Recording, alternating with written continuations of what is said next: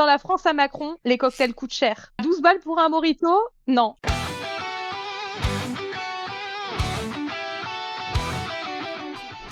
Tu fais pas ça. Je peux réserver aux followers. Non, tu fais pas ça non plus. Allez! Je peux commencer à streamer avec toi. Mais barre-toi! Attends, c'est catastrophique parce que là, il y a cette personne et on dit de la merde de Bonjour, je suis désolée. Juste, on se met en place. Allez, retourne devant The Office. Allez. Du coup, c'est l'épisode pilote du podcast. J'ai des amis qui sont des gens intéressants. Et j'ai fait ce podcast parce que je considère avoir dans mon entourage des gens comme Alice qui ont un sujet de prédilection dans lequel ils sont experts. Ouais, alors, on va mettre des gros guillemets sur le expert. Mais en tout cas, parce que j'aime un sujet que je maîtrise un sujet. Non, mais voilà, c'est des sujets qui reviennent souvent sur le tas quand on se voit. Ouais. Donc, voilà.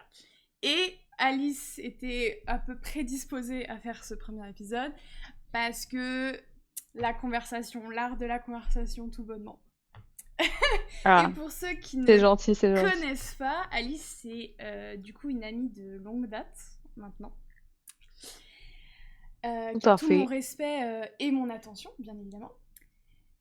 Et qui est toujours là pour nous apporter des infos et nous corriger quand on propage des fake news ou des news à moitié. En mode prof. En mode prof, pour pas qu'on dise trop de la merde. Et c'est un peu grâce à toi que j'ai commencé à me renseigner en politique et surtout à prendre conscience et à commencer à voter, parce que je ne votais pas avant. Du coup, j'aimerais bien juste que tu nous expliques un peu comment c'est devenu un sujet dans ta vie et dans ton quotidien et surtout genre ton engagement, comment il est arrivé en fait. Bah en fait, tout simplement parce que j'ai baigné dedans. Moi, je vis dans une famille qui est super, qui est très politisée en fait. Mais dès le plus jeune âge, enfin, mon père est politisé, ma mère est politisée. Et en fait, comme il regarde beaucoup les infos, alors surtout mon père, hein, parce que ma mère, elle est un peu plus, elle est politisée, mais j'ai un peu plus l'impression que c'est par procuration plus que par, pas forcément, elle a ses convictions, mais Par réel bon, elle serait intérêt. pas avec mon, voilà, je pense qu'elle serait pas avec mon père, elle serait pas aussi politisée qu'elle l'est honnêtement aujourd'hui. C'est surtout mon père hein, qui influence un peu le truc. Et forcément, ben, tous les soirs, depuis que je suis petite, bah, c'est les infos à la télé, pendant les repas, et ça amène des débats à table. Et pour le coup, ben, mes parents m'ont toujours laissé très librement m'exprimer, donner mon avis, etc. Mes sœurs, pareil. Donc à table, il y a toujours eu un peu des débats sur ce qui se passait dans l'actualité, en fait, tout simplement. Ben, quand on grandit déjà dans une famille comme ça, je pense que bah, forcément, ça nourrit en fait ce goût du dialogue, du débat, etc. Bon, on était tous plus ou moins de gauche, donc il n'y a pas vraiment de conflit. C'est ça, il y a quand même du débat, il y a pas vraiment de gros conflits à table parce que globalement, on est un peu tous d'accord, mais forcément, il y a des conflits générationnels quand même parce que bon, mon père, il a beau être de gauche et progressiste dans l'ensemble, il est quand même des années 50, quoi. Donc, il y a certains sujets pour lesquels je trouve qu'il est pas mal arriéré, sans vouloir l'insulter.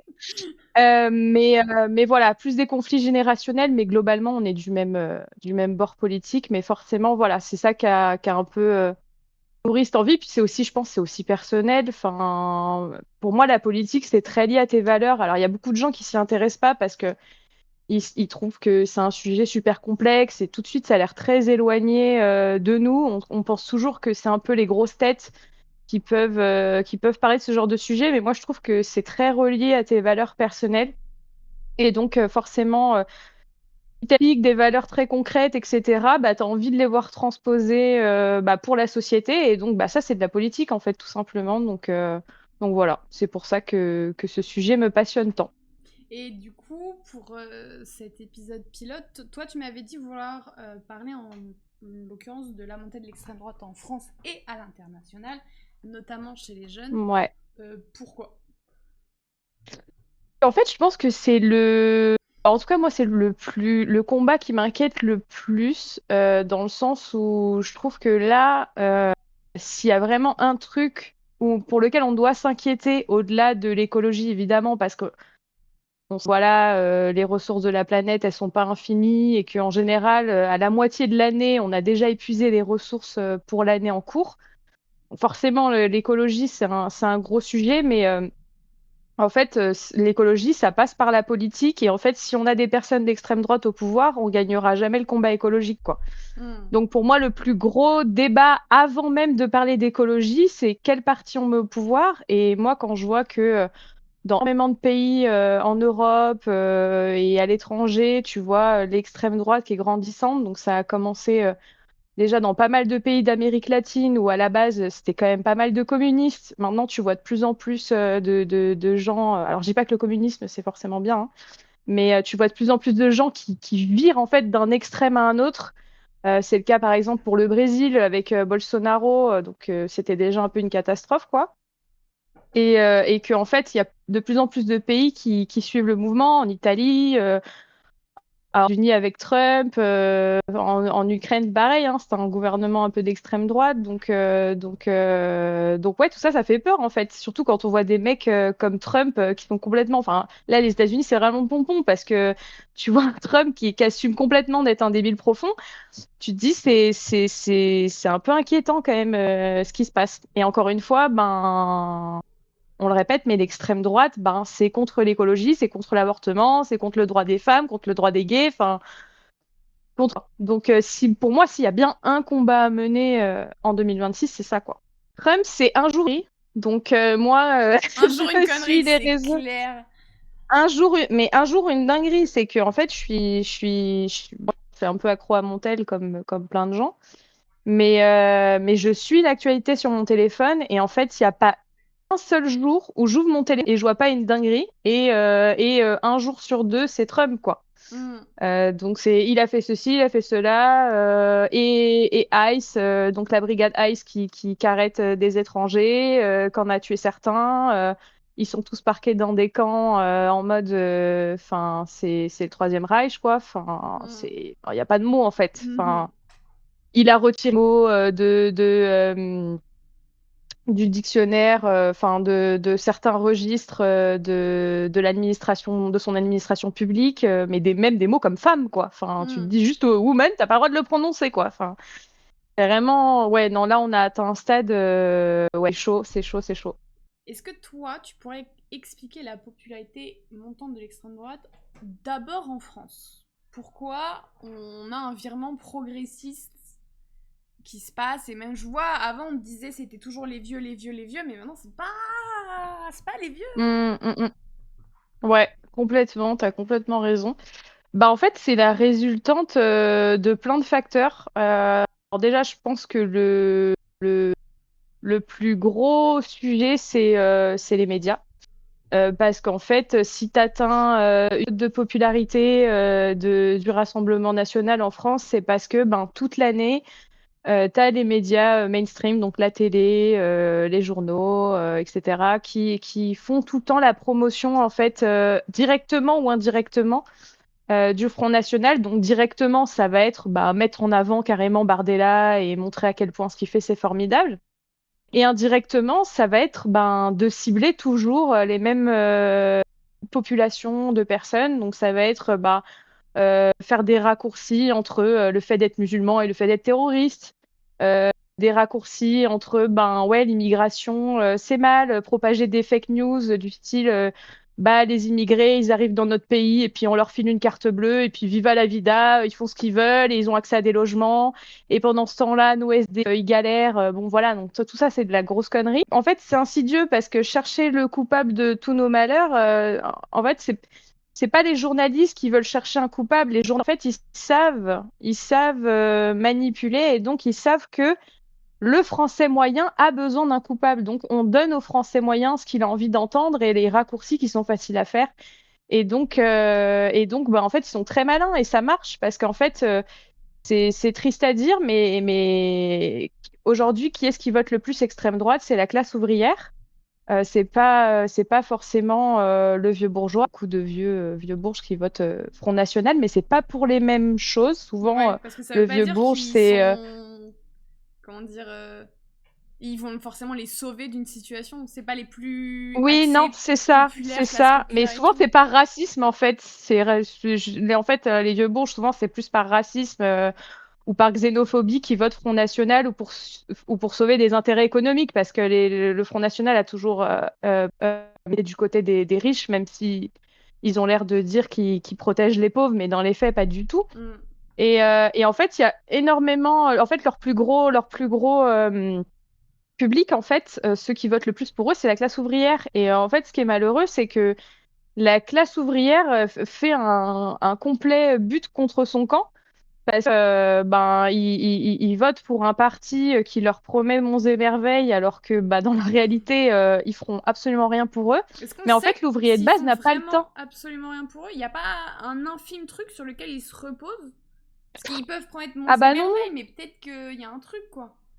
non, non, non, non, parce que en fait, quand t'écoutes un Bardella, il va t'expliquer que il veut plus de pouvoir d'achat pour les Français. Mm. Ils veulent réduire les taxes pour payer moins cher, etc. Donc, quand tu prends pas le recul nécessaire et quand tu t'informes pas, tu te dis, ben oui, pouvoir d'achat, c'est super. Ah bah oui, moi je veux plus de pouvoir d'achat. Mais en fait, je suis d'accord avec ça parce que c'est normal, tout le monde doit être d'accord avec ça. Mm. Mais en fait, quand tu creuses de comment il va procéder pour augmenter le pouvoir d'achat des Français pour réduire les taxes, bah, il va te dire, bah, en fait, sur ton salaire, plutôt que de cotiser à la CSG, à l'assurance maladie, à la sécurité sociale, etc., bah non, tu vas arrêter de cotiser. Et du coup, bah, factuellement, effectivement, tu toucheras plus de salaire puisque tu arrêtes de cotiser. Mais par contre, après, comment tu fais pour payer tes médicaments, etc. Bah, tu peux, parce que tu arrives dans un système américain qui fait que ta retraite, bah, tu te la payeras tout seul parce que tu n'avais qu'à faire des économies. Et si tu n'as pas des économies en fin de vie, ben, tu vas te faire foutre.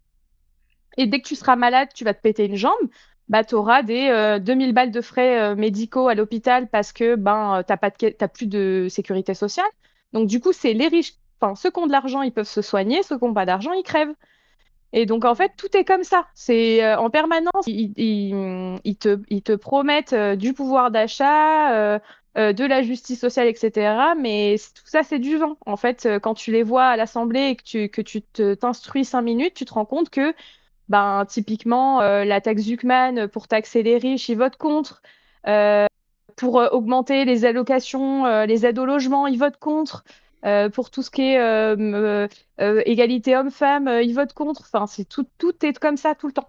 Donc tout ça, c'est du vent, en fait. Ok. Mais l'ouvrier moyen, quand il va à l'usine et qu'il fait sa journée de 9 heures et qu'il rentre chez lui, il n'a pas envie, et c'est normal, il n'a pas envie de se casser la tête à écouter de la politique, à regarder des débats et tout. Enfin, ça le fait chier. Donc, il préfère vaquer à ses loisirs et il va prendre le dernier truc que Bardella a dit. Et comme le mec a une tête un peu sympathique, qui présente bien et qu'il s'exprime bien depuis qu'il a piqué de l'argent public pour un coach en développement personnel, Un coach et bah, médiatique. du coup, voilà, et bah du coup, ça donne envie de voter pour lui. Mais voilà, c'est pour ça qu'on maintenant est dans la merde, quoi. Plus l'éducation est pitoyable, plus l'éducation est pitoyable, plus les gens votent RN. Oui, bah oui. Donc, commentaire de ma sœur, ouais, bah oui, c'est sûr.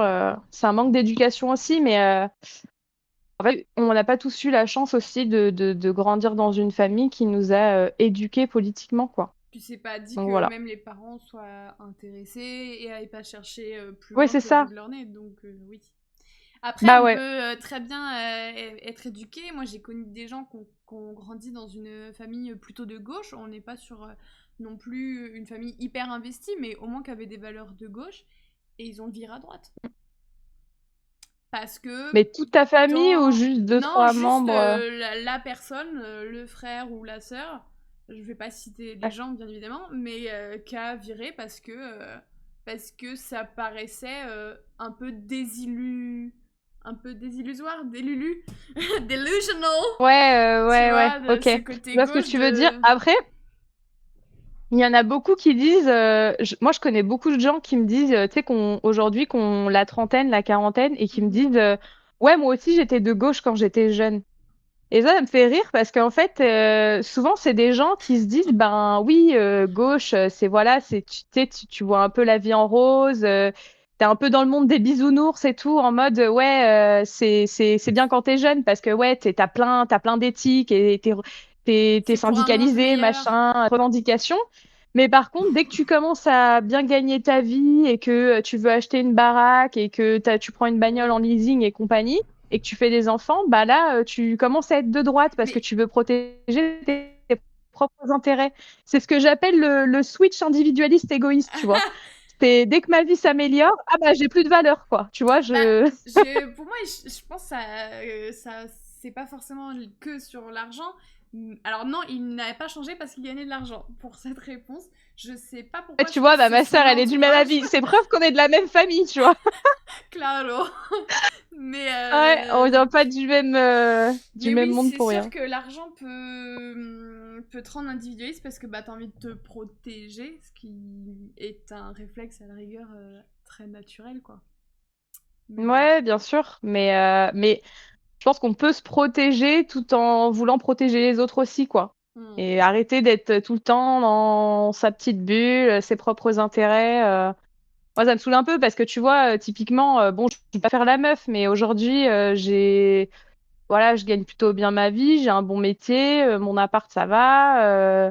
Et en fait, il y a plein de choses qui sont proposées par la France Insoumise qui, moi, me concernent pas, tu vois. Et à la rigueur, je pourrais me dire, bah, en fait, j'en ai rien à foutre d'aider ces gens-là, les gens qui sont au RSA, instaurer un salaire minimum, tout ça, je m'en bats les couilles, moi, j'en ai pas besoin.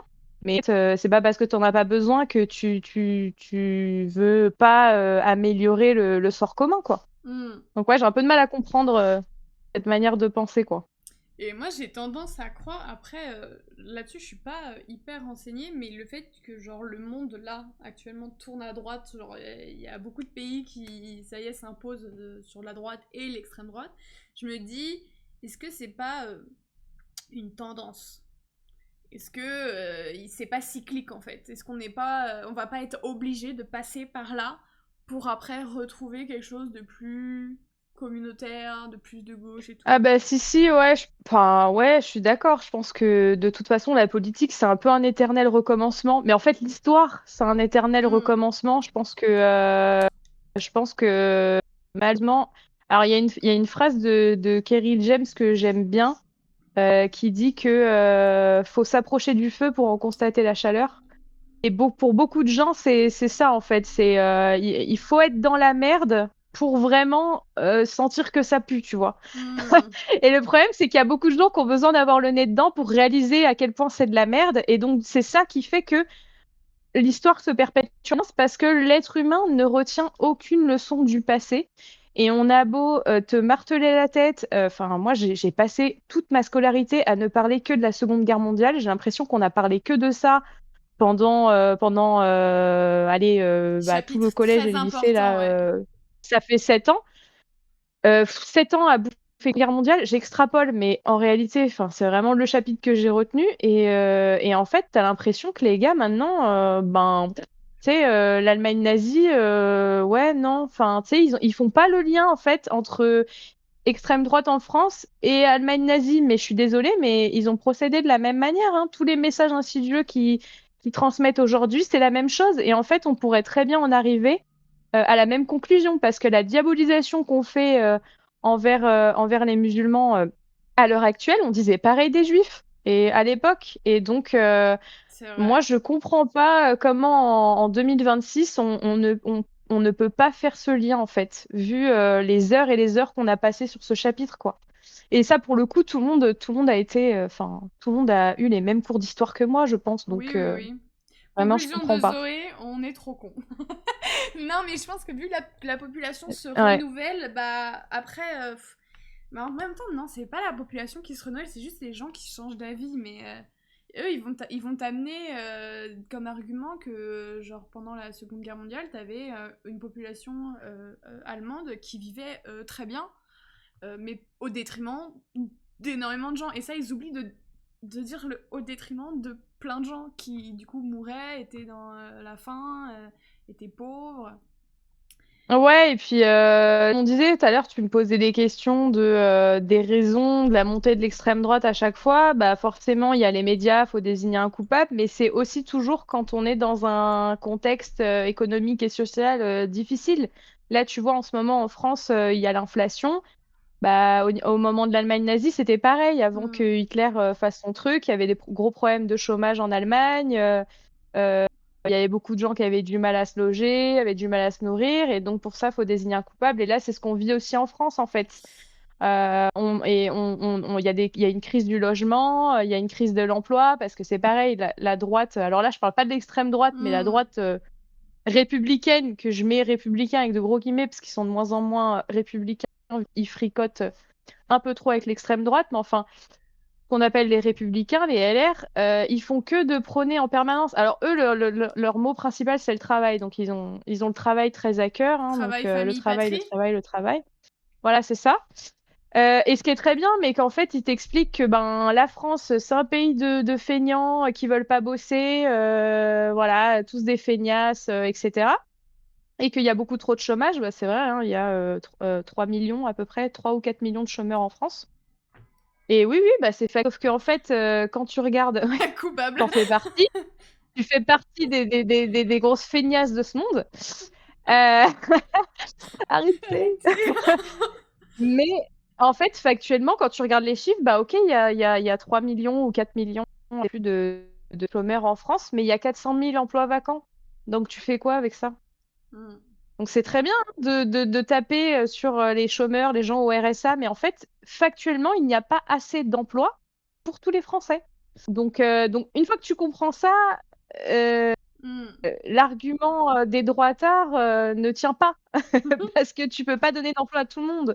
Donc il y a ça et puis ben voilà, c'est donc crise de l'emploi, crise du logement et donc faut trouver un bouc émissaire. Donc ça c'est le travail de l'extrême droite. Et quel meilleur bouc émissaire que une minorité? Une Mm. minorité qui est complètement à l'opposé de nous en termes de culture et de religion, donc les musulmans quoi. Mm. Voilà. Je me dis aussi que là, avec les récentes news, il y a beaucoup de fonds monétaires qui sont aspirés par l'armée, par la guerre. Ouais, Et qu'en fait, là, ils sont à la carrément. recherche de thunes, mais comme jamais. Et Ouais. t- voilà, je veux pas être alarmiste, mais il y a un peu tout qui est allumé pour dire faut se préparer. Et comme le truc de bah là, Ah, moi cette année, je vais recevoir avec mon mec ce fameux papier de faux Ken pour hmm. réarmer démographiquement la France. Il me semble que c'est ça qu'il a dit Macron. Ouais. Réarmement démographique, ouais. Voilà. Oui, parce que là, ça fait depuis cette année que la mortalité est plus forte que la Ouais. natalité. Et puis là, cette Et année, c'est ils depuis les ont. années 80 que c'est pas arrivé, ouais. Ouais, et ils Mm. ont. Pareil, ils ont mis en place des guides de survie en cas de catastrophe. Tu sais, des trucs hyper alarmistes. Et je me dis qu'en fait, Mm. là, toutes les thunes et toutes les crises du logement qu'on a, en fait, ils mettent toute leur énergie bah, dans une préparation potentielle à une guerre, quoi.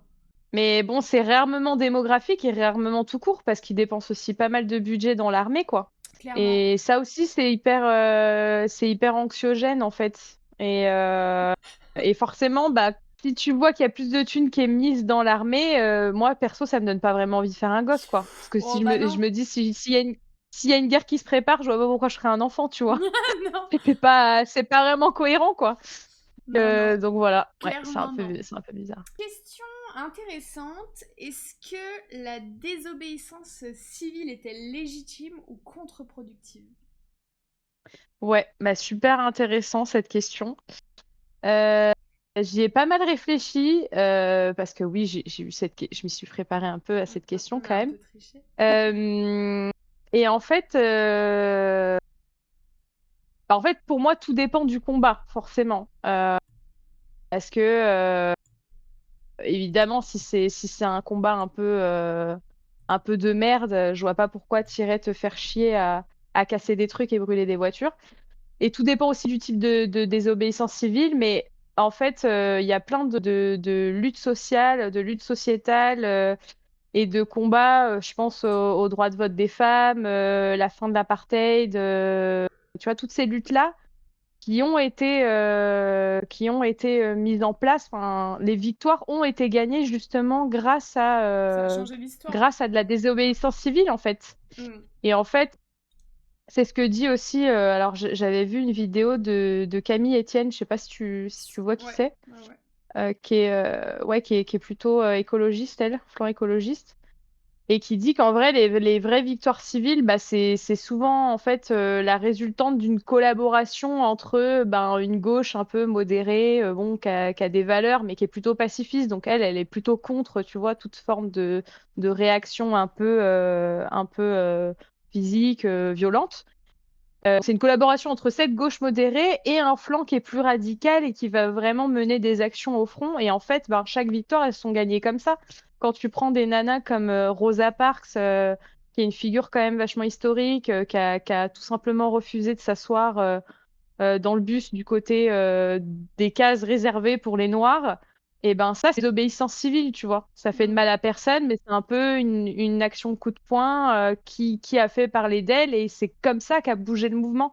Et en fait, moi, je trouve qu'on se rend compte de plus en plus aujourd'hui que c'est pas ta petite manif du 1er mai où tu fais le tour de la préfecture et de la mairie, que tu es encadré par la police et que tu as fait ta petite promenade et qu'après c'est la grillade à la saucisse. C'est pas ça qui va faire bouger les choses en fait.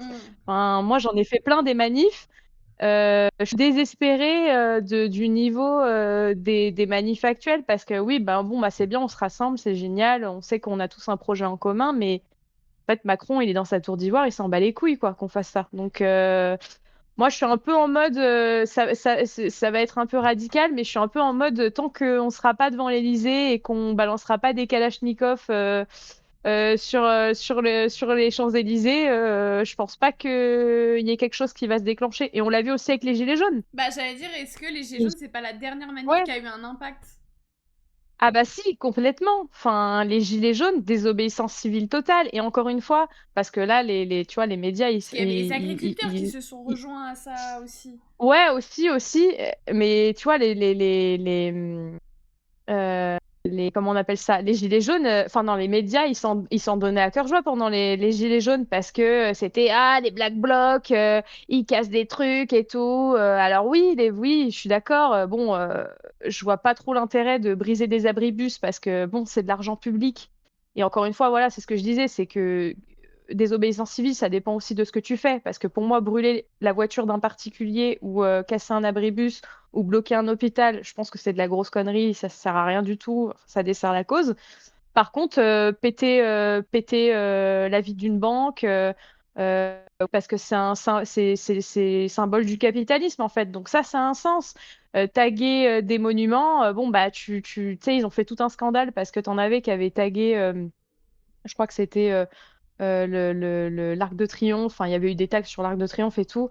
Bon, tu prends un Karcher et tes tags, ils sont plus là, quoi. Enfin, tu vois, ils ont pété un scandale pour ça. Et donc, ouais, les Black Blocs. Et donc, du coup, tu as une partie des Français qui étaient contre les Gilets jaunes parce qu'ils ont tous assimilé ça à des mecs cagoulés qui voulaient tout casser. Alors qu'en fait, tu vois, les 90% des gens qui étaient dans les Gilets jaunes, tout ce qu'ils ont fait, c'était bloquer des ronds-points et soulever les barrières des autoroutes pour que les gens passent gratos. Comme ça, tu payes pas le péage. Et ça, c'est des trucs qu'emmerde l'État, en fait. C'est de la désobéissance civile parce que c'est pas légal. Mais c'est pas parce que c'est pas légal que c'est pas légitime, tu vois. Et donc ça, je trouve que il y a pas mieux pour faire ça, faire comprendre à l'État un problème, il y a pas mieux que de procéder de cette manière, en fait. Après, le problème, c'est qu'il y a des gens, maintenant ça se sait, qui viennent aux manifs juste pour péter des trucs. Et eux, ils desservent tout le propos, en fait. Grenade, tout doux bijou. Ouais, grenade. En fait, j'ai lu grenade, ça m'a fait rire. Grenade dans la gueule. Attention, grenade. On se calme. Attention, les jeunes. Et on prend la Bastille et on fait la révolution. Ils ont pété le mouvement en l'attribuant aux extrêmes droite et gauche. Ouais, bah oui. Ouais, c'est ça aussi qu'on entendait pas mal, c'est que les gilets jaunes, c'était que des fachos. Alors, t'avais des gens de gauche qui disaient, ouais, les gilets jaunes, c'est que des fachos. Ouais, ouais. Moi, j'ai pas entendu Mais parce que ça. t'en avais. Ah ouais? Mais en fait, mais parce que les gilets jaunes, c'était pas politique, en fait. Enfin, je veux dire, c'était pas attribué à un parti en particulier. T'avais de tout. T'avais Non, des gens c'était un d'extrême droite, t'avais des gens ras-le-bol, de ouais. droite, t'avais des gens de gauche. Ouais, c'était un ras-le-bol général. Et en fait, qui en a ras-le-bol, bah, il y a des gens qui votent FN qui en ont ras-le-bol, il y a des gens qui votent Mélenchon qui en ont ras-le-bol. Enfin, ça rassemble plein de gens différents. Mais du coup, les gens qui étaient de droite, de gauche, ils se retrouvaient des fois à côté de personnes d'extrême droite et en discutant, ils se rendaient compte qu'en fait, bah, à côté d'eux, il y avait un peu un facho. Donc, ils ont la conclusion qu'il y a que des fachos, ce qui n'est pas le cas. Et à droite, c'était pareil. Ils ont parlé C'était à le deux, pouvoir trois personnes d'achat. qui étaient France Insoumise. Ils se sont dit, ah putain, il y a que des gens d'extrême gauche, machin. Enfin, voilà. Mais en Ok, réalité, ça rassemblait tout le monde, quoi. ok, C'était pour le pouvoir d'achat, ouais, ok. complètement. Et Et surtout, ce qui a déclenché ça, c'est la montée du prix de l'essence. ah, mais Parce que, tu oui. vois, tu te souviens, à l'époque, putain, mais on a atteint un stade où le litre d'essence, c'était 2 euros, quoi. Bah, j'ai pas de Enfin, voiture, j'ai pas de permis, donc j'avoue, j'ai aucun ouais, référent, mais là, mais pour donner une idée, là, c'est 1,50, 1,54, 1,55, mais... Et déjà, c'est plus, parce qu'il y a aussi l'inflation, mais c'est plus qu'il y a, en fait, avant le Covid. Hmm, Et ouais, à la période, c'est abusé, comment ça a augmenté et tout, enfin, c'était n'importe quoi. ok. Mais pareil, je sais pas si t'as vu cette info plus ou moins récente de justement ces manifs d'extrême droite qui ont eu lieu à Paris, qui ont été Ouais, très calmes et très disciplinés, et ça a servi un peu de regarder, nous, on fait pas chier. Et c'est toujours la gauche qui pose problème. On ouais, bon, souffre. j'ai envie de dire, ouais, mais regarde, en fait, ça me dépasse parce que, en même temps, tu vois, dans ces manifs-là, les trois quarts des mecs, ils sont cagoulés, tu vois. Donc c'est déjà qu'ils assument pas trop ce qu'ils font.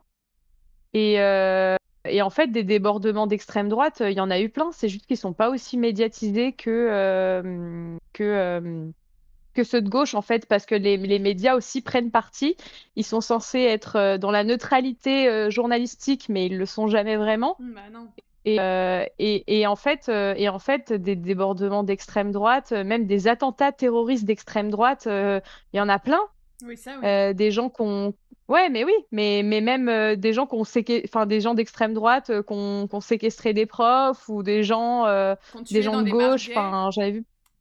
il y en Voilà, a ouais, beaucoup, ouais. ouais, qu'organisent je crois Guet-apens. que ça s'appelle des rixes. Ah oui, Ouais, Rix aussi, oui. quand tu vas tabasser la gueule à des gens ciblés, tout ça, c'est des trucs d'extrême droite, en fait. Et que ce soit en France ou même aux États-Unis. Donc, pas de débordement, c'est faux. Genre, encore heureux qu'il n'y ait eu pas de débordement. En même temps, leurs manifs, ils sont 50. Donc, si tu veux, c'est facile de gérer une manif de 50 personnes, tu vois. Quand par contre, t'es gilet jaune ou t'as des centaines de milliers de personnes, ben voilà, c'est un peu plus compliqué à gérer, quoi. Ouais, moi je sais qu'on m'a déjà, dans ce même argument, on m'a déjà sorti, donc en parlant avec quelqu'un qui était du coup de droite, et que j'ai découvert qu'avait des penchants d'extrême droite, j'étais en ah sympa, et qui m'a dit, mais de toute façon c'est toujours la gauche qui gueule, c'est toujours la gauche qui fait plus de bruit, nous on est calme, on est ouvert au débat, enfin c'est toujours de votre côté que le feu il est incontrôlable quoi. Et j'étais en mode mais Ben, c'est parce normal, on est que dans un monde.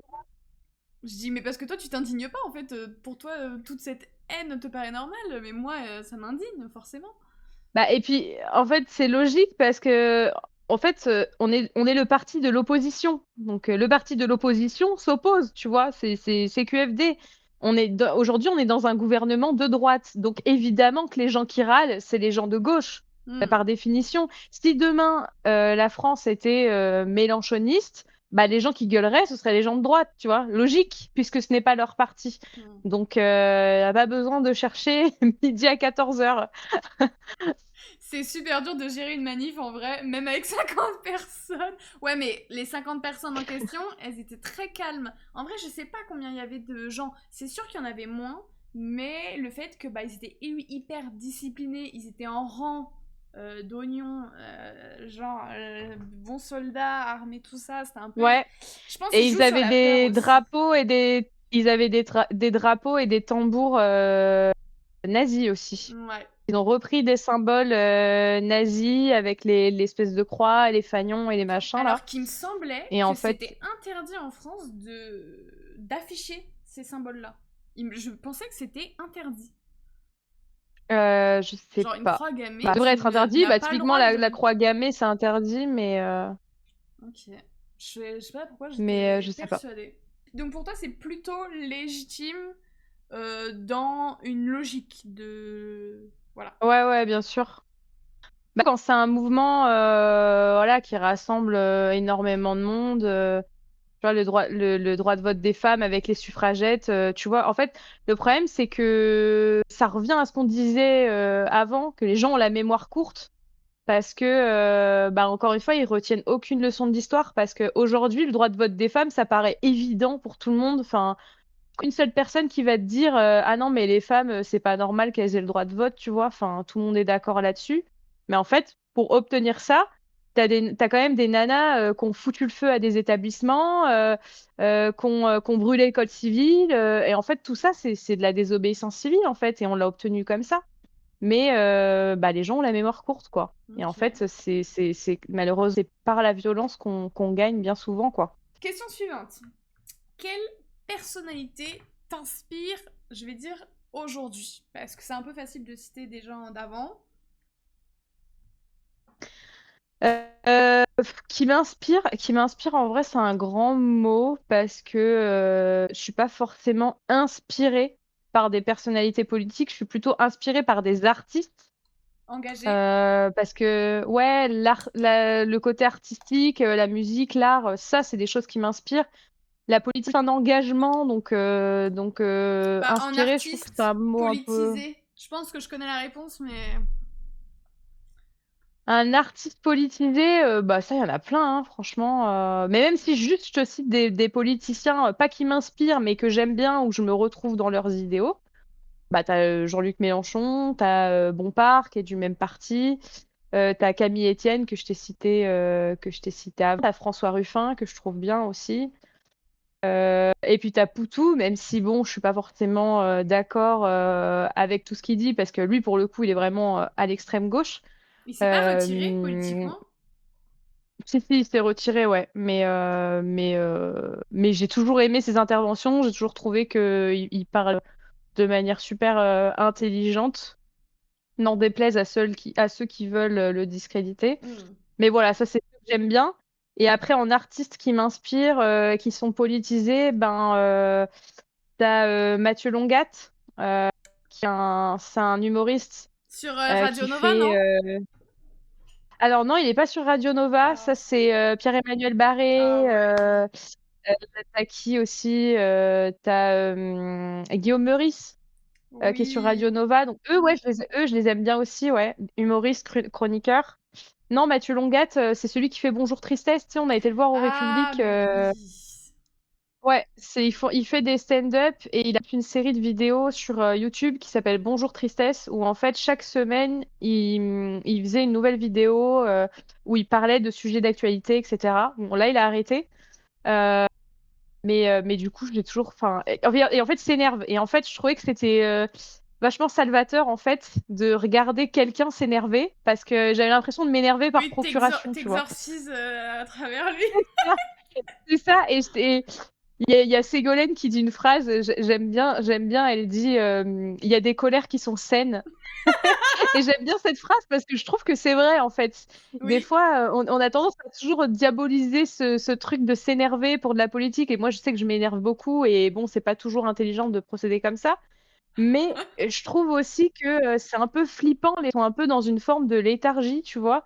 Et qui sont jamais choqués de rien. Et qui en ont toujours rien à foutre de la politique. Et à chaque fois, je me demande comment ils font parce que moi, il y a des trucs vraiment, je peux pas. Lui, sa gueule, c'est Ça ta m'énerve gueule, trop. je suis dans une colère saine.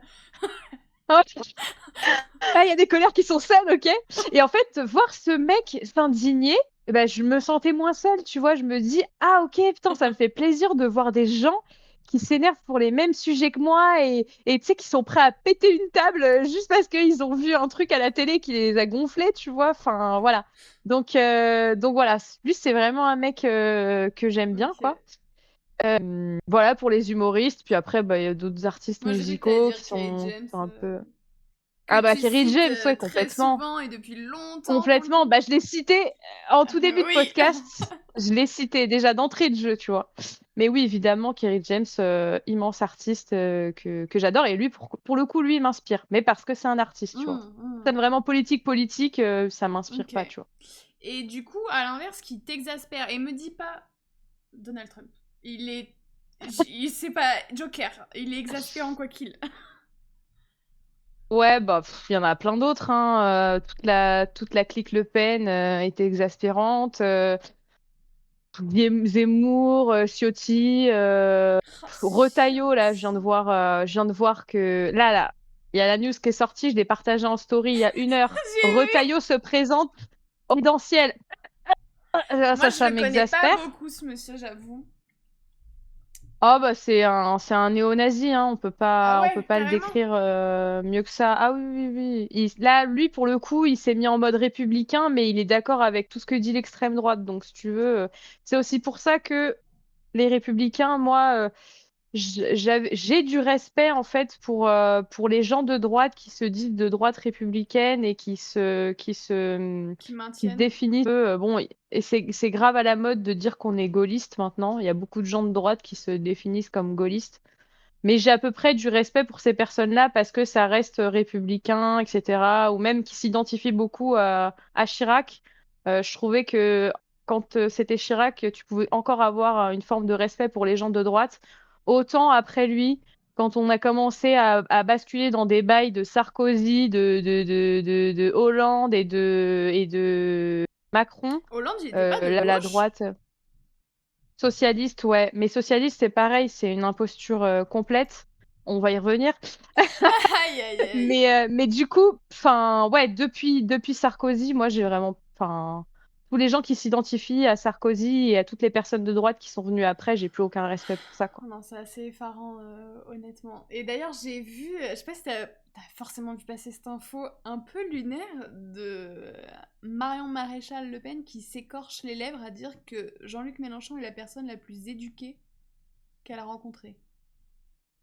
Ah ouais, elle a dit ça? Putain, Ouais. bah si Marion Maréchal le dit, alors Non, mais non, je crois qu'on j'ai lui pas pose la suivi. question en mode c'est qui la personne la plus éduquée que selon vous? Et dit en gros, ça me tue de le dire, mais Jean-Luc Mélenchon, lunaire. Et Ouais, 21 mais il y jours en en a plein prison, qui le il disent, a hein. même pas fait 21 jours en prison, mais je crois qu'il a même pas fait 21 jours en prison, il a fait un stage. 21 jours de prison et un rapport de stage, Un grand rapport de disons-le. stage, écrit Un par gros rapport de quelqu'un stage. d'autre. Clairement. Ouais, mais un peu de Marion Maréchal Le Pen, pas de ce qu'elle dit, mais que ce soit elle qui le dise. Mais en fait, en vrai, enfin, on a beau diaboliser de ouf Jean-Luc Mélenchon, et je suis la première à dire que ce mec a un ego, c'est plus un melon, c'est une pastèque. Mais en fait, oui, il est beaucoup plus éduqué que n'importe quel politicien aujourd'hui. Et en fait, il n'y a pas qu'elle qui le dit, même les journalistes qui sont un peu qui l'ont le nez, quoi. Tu vois des Léa Salamé ou même plein d'autres journalistes de grands JT qui l'ont interviewé. Ils ont tous déclaré au moins une fois que la personnalité politique la plus intéressante en interview, celle qui donne le plus d'arguments et qui est la plus éloquente, c'est toujours Jean-Luc Mélenchon qui revient, quoi. Bravo. C'est lui qui avait dit je suis la République. Ouais, la République, c'est moi. Mais elle a La été République, analysée c'est cette moi. phrase parce qu'apparemment elle avait quand même une résonance assez forte. Je sais plus qui avait. Mais parce qu'en fait, Je me demande si c'est pas factuellement, la Yann phrase tout n'est pas court. fausse. Mais factuellement, la phrase n'est pas fausse, en fait, parce que tu es un élu de la République, tu représentes la République. Donc oui, la République, c'est toi en partie. Mais le problème, c'est que lui, il a tout résumé à lui, et donc ça donne un peu cet effet Très mégalo, mégalomane ouais. et aussi dont il le dit, c'est moi. Mais parce qu'en même temps, peu cher, il vivait une perquise, tu vois, donc ça fait pas zizir. Touchez Mais, pas à mais Mélenchon. Si, je sais on est certes de gauche, mais pas. on est nuancé et réfléchi. Cet homme n'est pas Ouais, s'il vous plaît, parfait. un peu d'objectivité, que diable, En s'il vous effet. plaît. S'il vous plaît. Mais oui, enfin, en fait, la phrase en elle-même n'est pas fausse, mais elle est super mal amenée et tu peux pas résumer toute la République à ta seule et unique Non, personne, quoi. Enfin, clairement non. c'est complètement démesuré, quoi. Ok. Qu'attends-tu des prochaines élections présidentielles qui arrivent dans un an? Maintenant? Non? C'est en 2027? 2027, ouais. Un, qu'est-ce que j'en attends? Ben, une victoire de la gauche. Mais de T'y la vraie crois? gauche, pas des putains de socialistes, j'y crois absolument pas. C'est triste à dire. Ouais, non, mais je suis d'accord avec toi. Mais en fait, est-ce que j'y ai vraiment cru une fois dans ma vie? Non. Est-ce que je continue à voter? Oui, parce que même si on n'y croit pas, on perd pas espoir. Même s'il y a une toute petite lueur, on y va quand même. Mais oui, bah moi, ce que j'attends, mon grand rêve, ce serait une victoire de vraie gauche. Et quand je dis vraie gauche, je ne parle pas des socialistes, car ce ne sont pas des gens de gauche. Quand tu vois un mec comme Glucksmann qui ne vote que des idées de Macron et qui ne met que des gens ex-macronistes ou macronistes dans ses petits papiers, là, dans ses circonscriptions, etc., tu ne peux pas qualifier le socialisme de gauche. Mais est-ce qu'il essaie pas justement de lui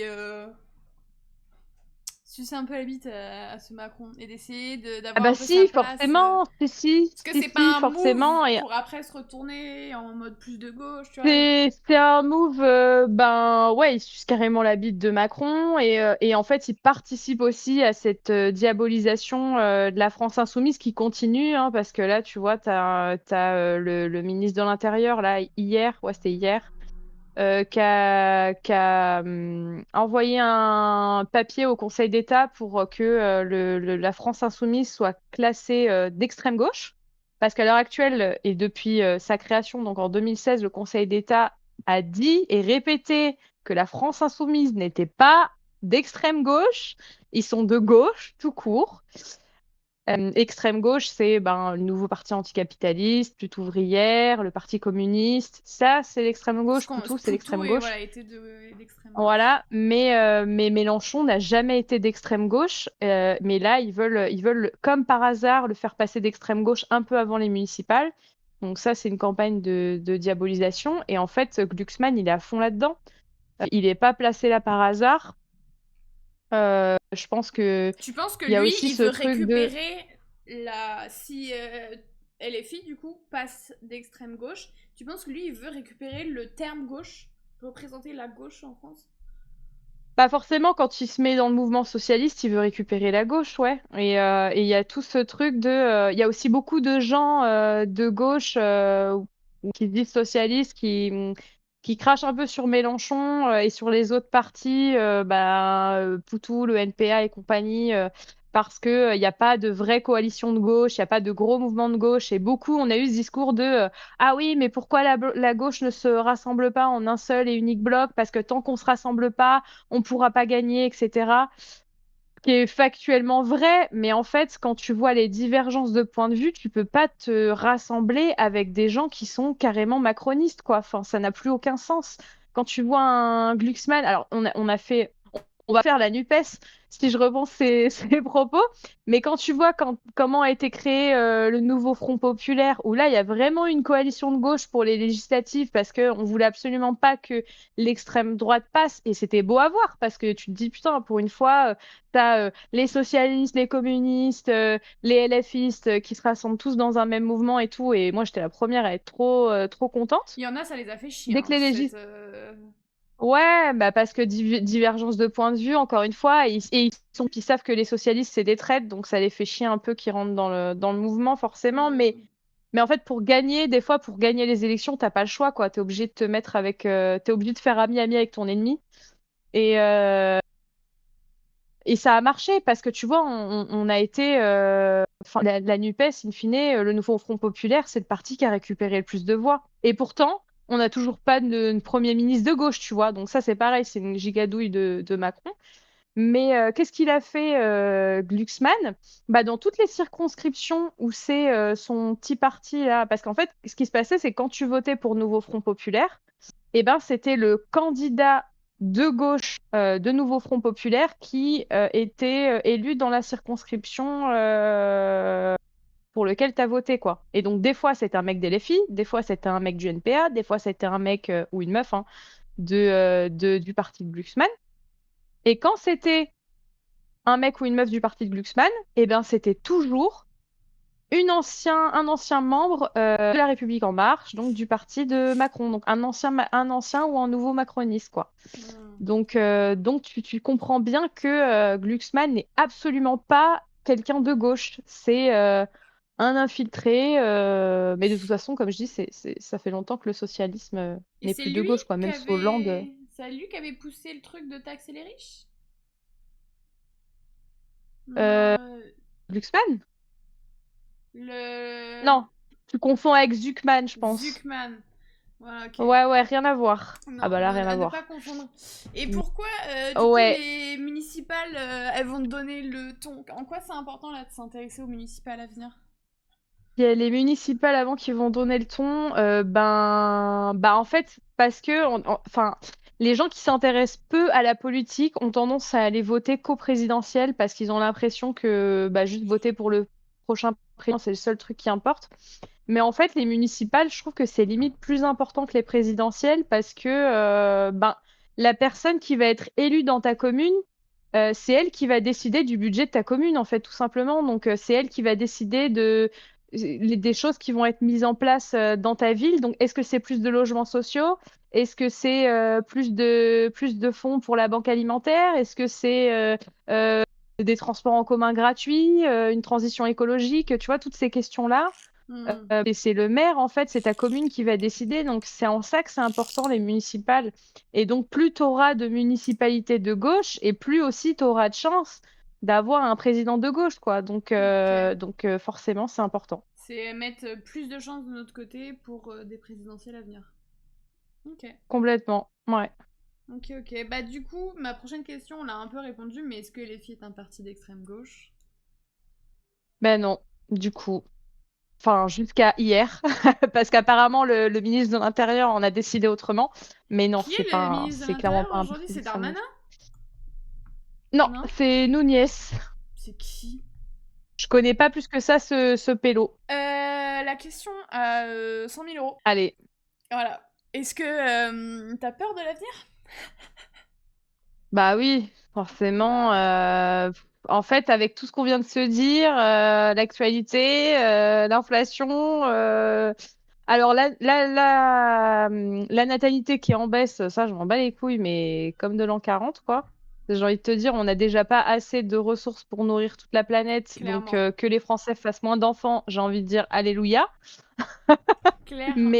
Mais oui, forcément, enfin, quand tu vois tout ce qui se passe à la télé, tu peux pas être triste, quoi. Ou alors, enfin, pour moi, les optimistes sont les gens complètement déconnectés. Et bah, tant mieux, parce que je pense qu'ils vivent plus heureux que nous. Mais du coup, ils sont hors sol, quoi. Ouais. Et si, admettons, la droite, là, allons-y, franco, l'extrême droite passe pour les prochaines présidentielles, admettons ta situation et la mienne. Genre, dans ta situation, qu'est-ce qui va se passer? Qu'est-ce qui va changer? Enfin, genre, on part dans des hypothèses. Ok, bah, alors, moi, à titre personnel, je pense pas grand-chose, ou en tout cas moins d'impact que si j'étais une personne issue de l'immigration, forcément. Mais ce qui peut changer, Euh, bah déjà moins d'accès à la culture parce que ils veulent tu vois supprimer des budgets pour le cinéma français, pour les films d'auteur, pour le théâtre, tout ce qui est un peu culturel et ce qui rend les gens intelligents finalement. Bah tout ça ils veulent le supprimer. Hmm. Donc bah ça déjà ce serait super triste. Euh, la parité homme-femme obligatoire, tu sais, toutes les petites clauses qu'on met en place dans les contrats de travail pour la parité, pour tant de pourcents de personnes handicapées recrutées, tout ça, bah, je pense que ça va être aussi Dans le baba. fuck. Voilà. S'ils veulent mettre en place le moins de taxes et compagnie, ben, je pense que petit à petit, on va rentrer dans une américanisation du système. Donc, ben, moins de sécurité sociale, moins de cotisations pour les retraites. Et donc, bah, comme je disais en début de vidéo, ce sera à nous de faire des économies, en fait, au fur et à mesure pour avoir quelque chose pour vivre à la fin de notre vie, quoi. Hmm. Donc ça paraît gros acte. Et puis ben, je pense aussi la censure qui va se mettre en place petit à petit, moins de liberté d'expression. Si ça fait comme Trump, bah, carrément des mots interdits, Moi, je sais des rafles. que Enfin, là, Ah ouais, ouais. le mec qui a parlé de rafle à la télé, ça m'a Ouais. glacé le sang. Et là, C'est pas là, possible. je devais parler pour moi, mais en fait, je peux pas parler que pour moi. Enfin, Mm. quand tu vois des mecs qui te disent qu'il faut organiser des rafles, et le mec utilise le terme rafle en France comme aux États-Unis pour aller chercher tous les gens sous OQTF. On rappelle quand même qu'il y a des gens sous OQTF qui n'ont rien fait de mal, hein. Ils sont sous OQTF juste parce que ils n'ont pas renouvelé leur titre de séjour ou que voilà, ils sont pas appréciés de l'administration française pour zéro raison. Donc en fait, quand t'as un mec comme ça qui t'explique que bah, tous ces gens-là, faut les foutre dans des camps, bah, c'est l'Allemagne nazie en fait. Enfin, y a pas d'autre mot. Et si tu reconnais pas ça, bah, c'est que t'es complètement aveugle ou que tu vis sur une autre planète, quoi. Il me Donc, semble bah, on va que changer en fait. à échelle de l'audiovisuel, ils veulent refaire l'ORTF. C'est ça, l'audiovisuel public, là où tu avais maintenant l'INA, France Télé.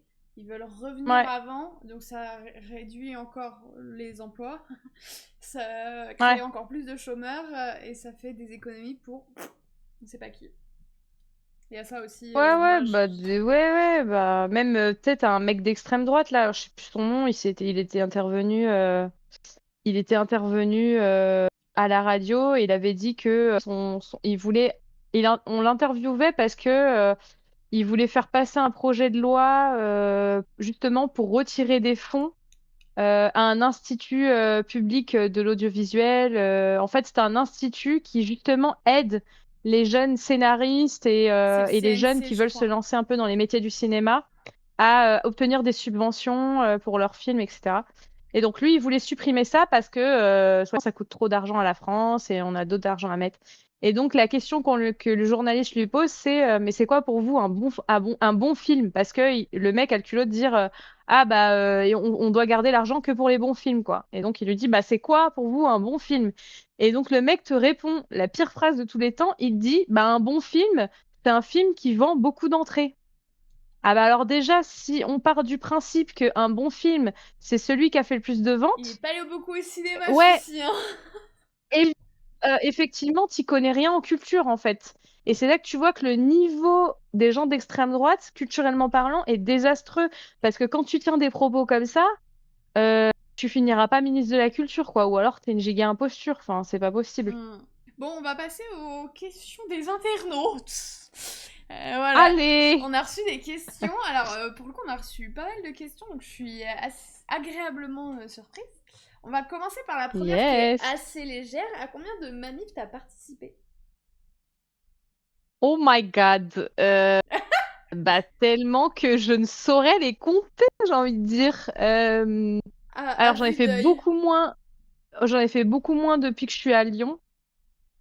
Parce que forcément, toute seule, et forcément, quand tu débutes un nouveau travail, surtout dans un secteur où il y a beaucoup de gens de droite qui ne sont manifestement pas des grévistes, t'essayes de pas trop te faire mal voir, donc t'en fais moins.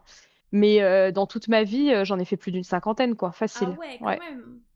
Ah oui, oui, facile, parce que bah, avec mes parents, déjà toute petite, j'avais 4 5 ans, j'en faisais déjà. Donc forcément, voilà, je marchais avec eux. Euh, Au lycée, j'en faisais aussi. Des blocus au collège, j'en ai fait. Oh la vache. À la fac, j'ai fait aussi. Euh, donc ouais, j'en ai fait plein. J'en ai fait plein.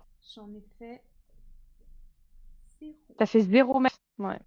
Bah, j'ai manifesté Mais pour toi. ouais, Voilà. bah alors là, je pense que t'as manifesté pour tout ton entourage qui ne manifeste pas. C'est clair, Non, mais je sais pas, j'ai un peu du mal c'est à. clair. Déjà parce que j'ai. Que depuis récemment, j'ai un ami, Basile, si tu passes par là, qui m'a invité à manifester et a invité à faire une grève. Et quand j'étais encore dans mon CDI, je te mens pas, j'étais à ça de le faire. Sauf que je comprenais pas le droit que ça me permettait de faire une grève par rapport à mon travail. Et c'est vrai qu'on m'a rappelé que c'est un droit. Tu as le droit Ouais, de c'est faire un la grève droit, et. mais tu vois, c'est un droit, mais tu vois, si t'es salarié du secteur privé, en fait, il faut que dans ton entreprise, t'aies une autre personne que toi qui veuille bien faire grève avec toi. Sinon, tu ne peux pas faire grève légalement. Ah, solo, Et en tu peux fait, pas faire grève. Ah, t'as pas le droit. Dans le secteur privé, t'as pas le droit. Quand t'es dans le privé, tu peux pas juste faire grève. Déjà, t'es obligé d'avoir du coup une autre personne que toi qui fasse grève. Et t'es obligé d'envoyer un courrier à ton employeur pour lui expliquer pourquoi tu fais grève. Genre, quelles sont tes motivations, tu vois. Donc, autant te dire qu'il y a très peu de gens dans le privé qui font grève, parce que ça les emmerde. Et c'est normal. Et du coup, moi, ce que je fais, c'est que je me fais pas chier, je pose un congé et je vais à ma manif, quoi. Parce qu'au moins, tu as besoin de rendre des comptes à personne.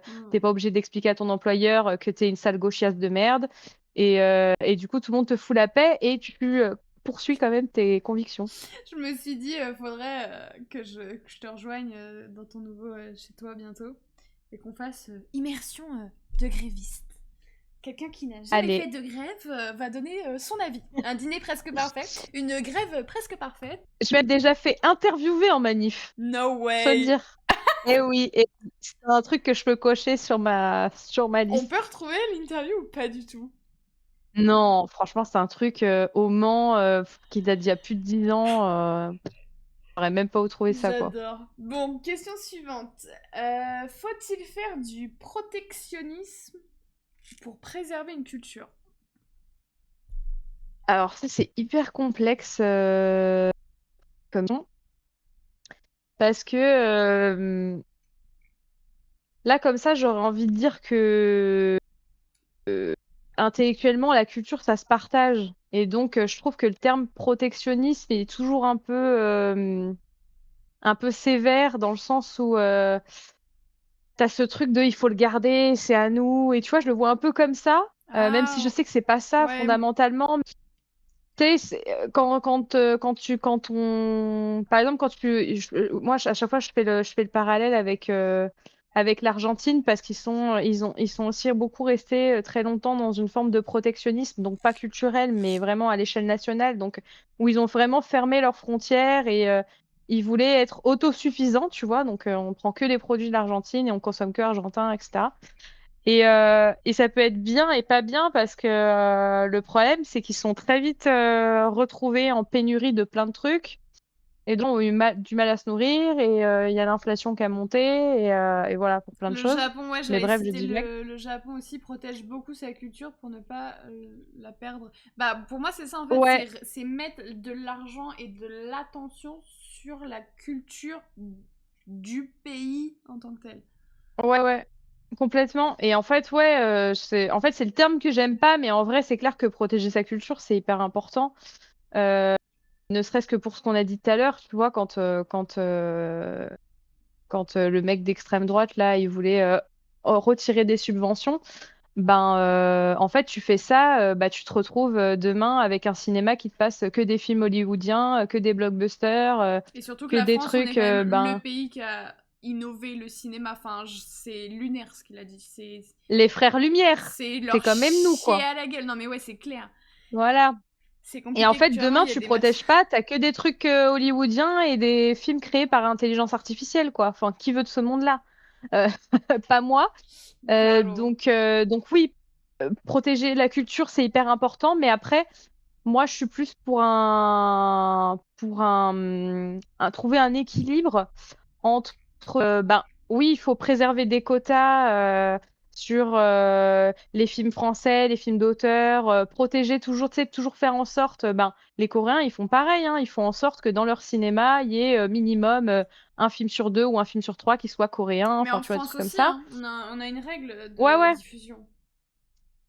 Et ben ça, je suis pour complètement qu'on garde ça. Pas non plus qu'on s'enferme et que on diffuse zéro film étranger et que voilà, on s'enferme à notre propre culture parce que pour moi, c'est aussi quelque chose qui se Parce que partage sinon, et ça je va faire trouverais ça qu'est-ce qu'on a super fait au triste. bon Dieu 12, 13, 14, 15 Et... Oui, voilà, enfin, au bout d'un moment, on va pas tourner en rond non plus, tu vois. Il y a Hmm. très bons films étrangers, et puis pas que pour parler de films, même la musique, tu te rends compte si on s'enfermait qu'à la musique française, enfin, ce serait déprimant, quoi. Ça, c'est un argument aussi qu'on m'avait lancé par pareil, un extrême droite, qui m'a sorti pareil notre culture, les gens l'oublient, les gens l'effacent et la remplacent. Et je lui ai dit, mais non. Et je dis, il y a l'école qui est là pour aussi, qui a son rôle très important de rappeler, d'alimenter, d'éduquer. Mais il a ce truc de les gens sont moins nationalistes et le truc de l'histoire de la France, donc la culture de la France, doit être préservée par le nationalisme. Bah, je suis pas du tout d'accord. Non, mais moi non plus. En fait, Mais c'est en fait, un argument. je vois pas le rapport entre protéger la culture française, donc l'art français, l'art de vivre à la française, l'économie, le cinéma, tout ça, et le fait d'être nationaliste. Enfin, pour moi, le nationalisme, c'est en fait, je trouve que les nationalistes aujourd'hui, ils sont toujours très fiers d'être français, ils prônent le drapeau français, et c'est très bien. Mais déjà, moi, j'ai un problème avec ça dans le sens où, pour moi, tu ne peux pas être fier de quelque chose que tu n'as pas accompli. D'être français, c'est pas un choix, c'est comme ça. C'est soit t'es français, soit t'es algérien, soit t'es ukrainien, soit t'es japonais. Oui, mais Tu le décides pas. le savoir, c'est important. Ah bah, bah oui, mais de toute façon, tout le monde, tous les Français savent qu'ils sont français, ou alors Non, mais il faut aller en HP, savoir tu vois. l'histoire. Enfin, là, du coup, je pense par exemple à nos deux amis expats dans le chat. Je me dis, quand t'es dans un pays, par exemple, et que tu te demandes la nationalité, moi je sais pas si c'est votre cas à vous deux, mais le fait de savoir l'histoire du pays dans lequel tu vis, c'est important. Tu peux ne pas la cautionner du tout et ne pas l'apprécier, mais je trouve que c'est important. Et peut-être il y a un argument là-dessus, c'est que les gens ne savent plus. Après, où est-ce qu'on met l'échelle du savoir? Par exemple, les États-Unis ne savent pas plus du monde que leur propre pays, manifestement, donc bon, Ouais. soit. Mais t'avais des micro-trottoirs qui ont été faits, que j'ai vus, avec la gueule de Jacques Chirac, et les gens étaient incapables de dire qui était cet homme. Je me dis, est-ce que c'est important que des gens nés en 2012 ne sachent pas qui est Jacques Chirac? Je me dis, bon, c'est pas hyper grave, quoi. Mais il y a cet argument de plus personne ne sait, plus personne ne veut savoir, et au contraire, change la culture française. Après, une culture, ça évolue, mais... Moi, j'ai envie de dire, c'est ça ton combat. Bah ouais, non mais voilà. Après, Pour moi, il y a tellement de choses plus importantes que ça, que de se dire, ah ouais, ils connaissent pas Jacques Chirac, la il se culture française est rattache. oubliée. Voilà. Il se Franchement, rattache à pas grand j'ai chose. envie de lui dire, on est la première destination mondiale, enfin, première destination touristique mondiale. Donc, on est littéralement le pays du monde le plus attractif. Les touristes du monde entier viennent chez nous pour découvrir notre culture, notre gastronomie, cinéma, notre art, tout. Donc, si tu penses que la culture française est oubliée, ben, il y a un gros problème, quoi, parce que c'est clairement pas le cas. Donc après, ce que les touristes pensent de ce que les vrais Français qui vivent en France pensent, oui, c'est différent. Mais comme tu dis, ben, il y a l'école, il y a il y a l'éducation. Aujourd'hui, les jeunes sont de moins en moins devant leur télé, mais ils ont YouTube, ils ont plein d'autres manières que ça pour s'informer. Et je pense pas que ce soit un sujet. Enfin, sincèrement, oui, même s'ils connaissent pas Jacques Chirac, bon, bah, c'est un peu triste pour eux, mais ça a pas changé la face de l'univers, quoi. Et c'est Non, pas ça qui mais rend les gens débiles. on n'est pas au Ouais, stade des États-Unis non plus, et m'a dit la c'est culture ça. française n'est pas en danger. Je suis d'accord, je pense qu'elle n'est pas en danger. Et si c'est ça ton combat, check ton niveau de privilège. Ouais, C'est pas faux. clairement. Clairement. Bah, C'est bien résumé. je vais te donner en mille et mille, c'est un homme blanc qui m'a sorti cet argument. Voilà. Et moi, je vais donner raison à Elgrind. Parce que bah, mon neveu qui est de 2012 ne sait même pas placer l'Espagne sur une carte. Voilà. Tout Ouais, simplement. alors je vais pas le juger. Moi, à 13 ans, j'ai pas su reconnaître la Corse. Voilà. Alors ça, c'est encore plus choquant parce que pour le coup, c'est à la météo H24. Mais Donc je alors, fais vraiment zéro effort. c'est en quoi. regardant la météo, anecdote, parce que je suis pas la lumière la plus éclairée du château. Mais je suis quand même très sympathique. J'étais devant la télé. Au demeurant. Au demeurant. J'étais devant la télé et ma mère, elle est en train de faire du repassage derrière moi et la météo arrive. Et la météo, je la vois tout le temps. Enfin, en tout cas à l'époque. Et je me dis, c'est le moment de poser ma question. Et je dis à ma mère, c'est quoi la petite île à côté de la France? Et là, elle me dit, Oh pétard. quoi? Elle me dit, mais Non, Camille, non. c'est la Corse? Et là, je lui ai dit, ah, c'est là! Et elle me dit, mais tu l'imaginais où?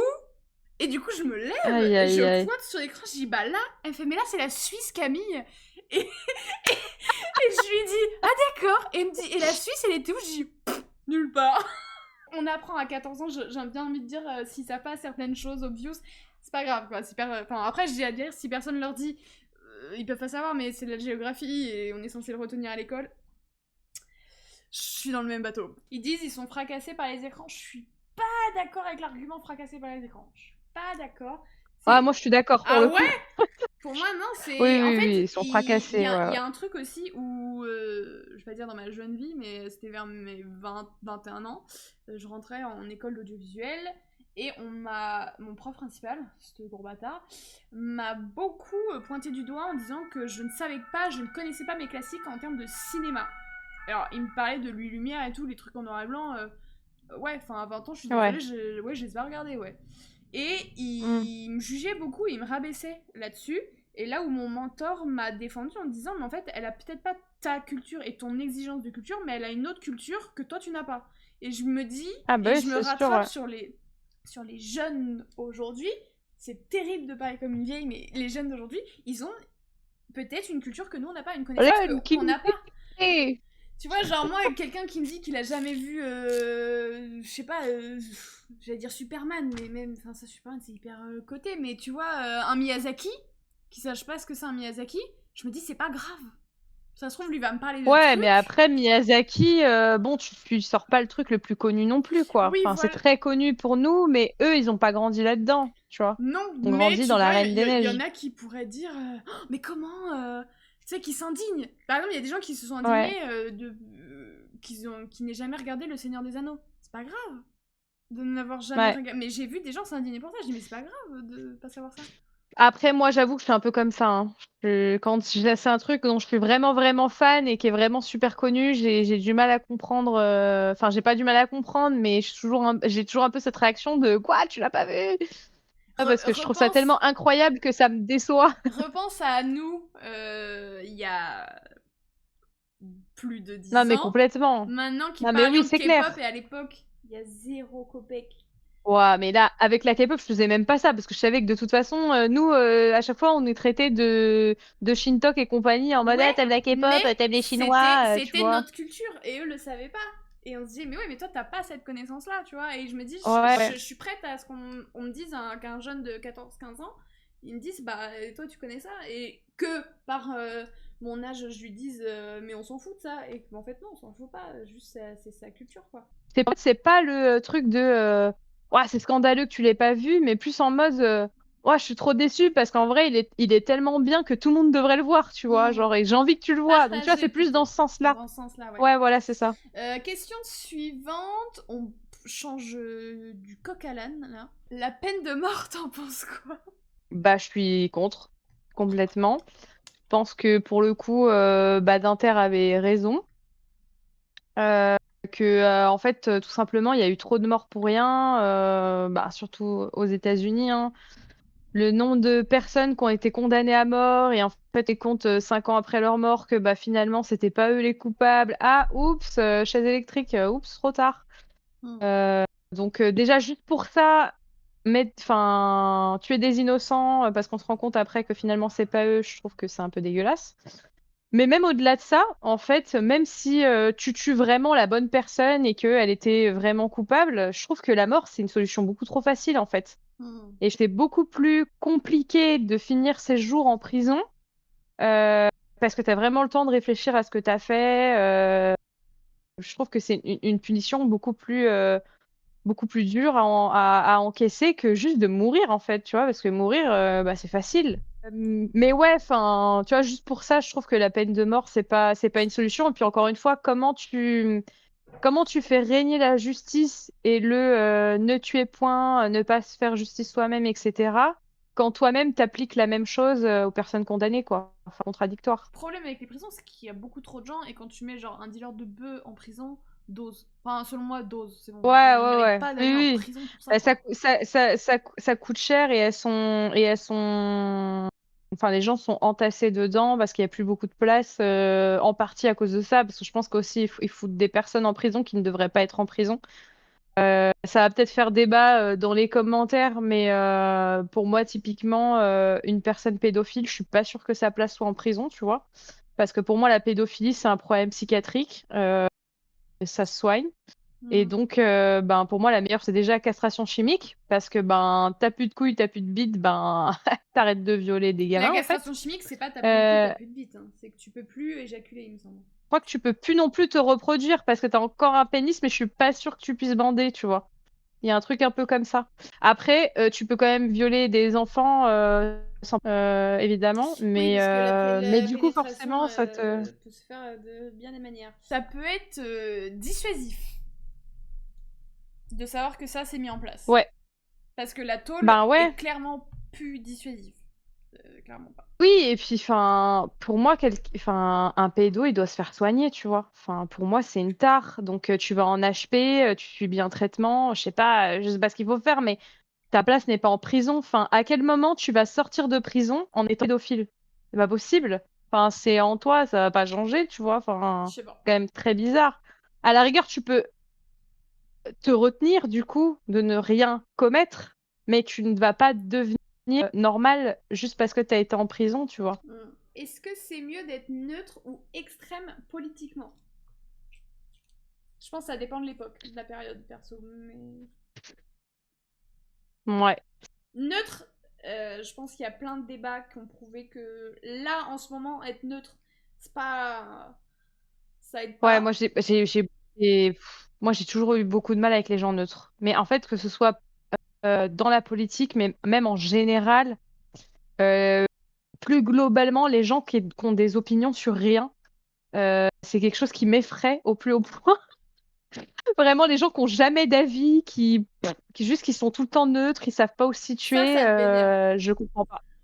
Ah ouais, alors, honnêtement, je pense que je préfère être confrontée à une personne extrême, qu'elle soit de gauche ou de droite, que neutre. Parce que neutre, ok, tu peux être neutre sur certains sujets, parce que moi-même, il y a certains sujets, je ne vais pas me positionner parce que soit j'ai pas les compétences suffisantes, soit j'ai pas les connaissances suffisantes, soit voilà, j'ai pas envie de. Ah, tu n'aimes pas les plantes vertes, ouais. Mais pour moi, tu peux pas être neutre sur tous les sujets. Au bout d'un moment, tu es un être humain, tu as forcément des avis, tu as forcément des valeurs, tu as forcément des positionnements. Et si t'en as sur rien du tout, c'est que soit tu t'intéresses à rien, soit, je sais pas, est-ce que tu existes en tant qu'individu? Vraiment, Lobotomisé. ça... Non, mais vraiment, ça me perturbe. Je comprends pas comment on peut se définir neutre et totalement apolitique. Enfin, si Bah, tu te définis pas dans un parti, ça, je peux comprendre que t'aies pas envie de voter pour un parti en particulier parce que tu te reconnais dans personne. Ça, je peux comprendre. Mais je peux pas comprendre les gens qui ne s'intéressent absolument pas à la politique et qui n'ont aucun avis, tu vois. Enfin, ça, j'arrive pas. peut-on encore se permettre en 2026 d'être apolitique? Et Bah là-dessus, non, j'ai du un coup. argument, enfin, qui date, mais à l'époque où je n'étais pas intéressée plus que ça par la politique, c'est que je ne voulais pas être intéressée par la politique. Parce que les Ouais. peu de fois où j'y ai touché, ça m'a fait mal. Et je me Hmm. souviens que c'était un stage fin lycée dans une radio et j'ai vu des politiciens passer. Et au sein de ce stage, les adultes m'ont poussé à m'intéresser vraiment. Parce qu'il y avait des votes qui allaient venir. Je me suis intéressée et je me souviens. Alors je sais plus c'est quelle politique, mais c'est une vieille meuf blonde carrée. C'est pas une Le Pen, mais détestable au possible. Et je l'ai écouté parler. Je me C'est souviens. Nadine Morano? Nadine Morano. Et je me souviens avoir Je suis trop pleuré forte. sur place et dire à ma mère, mais faut vraiment qu'on... C'est pour ça qu'on doit voter? Elle me dit, non, il y a d'autres gens. Je dis, mais ils sont tous comme ça. Elle me dit, non. Je dis, mais... Et de m'indigner. Et en fait, je pense qu'il y a aussi ce truc d'être apolitique, de vouloir être apolitique, c'est de ne pas se faire mal, peut-être pour certains, de pas vouloir, en fait, parce que t'as Ouais, plein de choses ouais. négatives, surtout aujourd'hui. Ouais, il y a une forme de protection, hein. Il y a des gens qui font ça pour se protéger parce que forcément, être engagé, c'est pas forcément agréable, quoi, parce que tu es toujours confronté aux problèmes de la vie en permanence. Enfin, moi, je sais que il y a des fois où j'essaie un peu de me mettre en pause. Toutes les heures, t'es sollicité en permanence, t'as toujours des nouvelles news, etc. Et pour le cerveau, c'est quand même hyper négatif. Donc, faut prendre aussi le temps de digérer l'info, etc. Et je sais qu'il y a des périodes où je peux vraiment être plombée moralement par tout ça et ça peut vraiment m'impacter psychologiquement. Donc, je peux comprendre qu'il y en a qui se protègent parce qu'ils se considèrent trop fragiles et qu'ils ont envie un peu de se mettre dans une bulle. Mais je pense pas non plus que ce soit super sain d'être dans une constante. Je pense qu'au bout d'un Non. moment, t'es aussi un peu obligé de te sortir les doigts du cul et d'être confronté à la réalité des choses. Parce qu'en fait, il y a une phrase qui est très vraie qui dit si tu ne t'occupes pas de la politique, c'est la politique qui s'occupera de toi. Et c'est vrai, et en fait, faut être sacrément. Elle a raison, Emma, quand elle dit qu'il faut être sacrément privilégié pour s'y intéresser, mais c'est clairement ça. Aujourd'hui, les gens qui se disent apolitiques ou qui ne s'y intéressent pas, c'est des gens qui ont le privilège de ne pas avoir à s'y intéresser, quoi. Mais malheureusement, ils finiront par être dans la merde un jour ou l'autre. Question un peu longue, mais intéressante. La Cinquième République est-elle arrivée à bout de souffle ou alors le problème est plutôt dû aux politiques qui la représentent et aux médias qui n'en parlent pas de la bonne manière? On peut déjà prendre la première partie de la question. Est-ce que la Cinquième République Grosse question. est à bout de souffle? Euh, Ouais, bah ouais, je pense. Après, moi, je pense que ça ferait pas de mal de repartir à zéro et de repartir sur une sixième république. Et je suis assez avec le programme des LFistes qui est de former une assemblée constituante, un référendum d'initiative populaire, etc.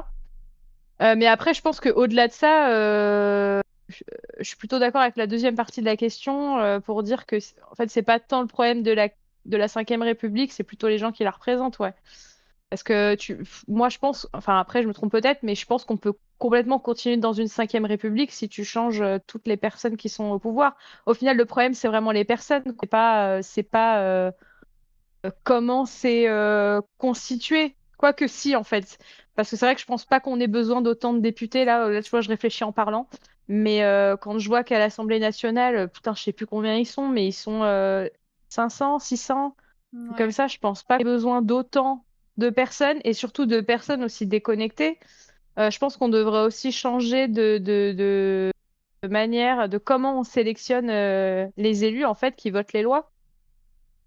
Moi, je serais d'avis qu'on prenne des boulangers, des agriculteurs, des profs, des cadres CSP+, des dirigeants d'entreprise, des entrepreneurs, des gens freelance, tu vois, des gens de la culture, du cinéma. Enfin, tu vois, que ce soit plus représentatif des Français et des vrais corps de métier, que ce soit pas que des gens qui sortent de l'ENA et qui sont voilà, complètement déconnectés de la réalité, quoi.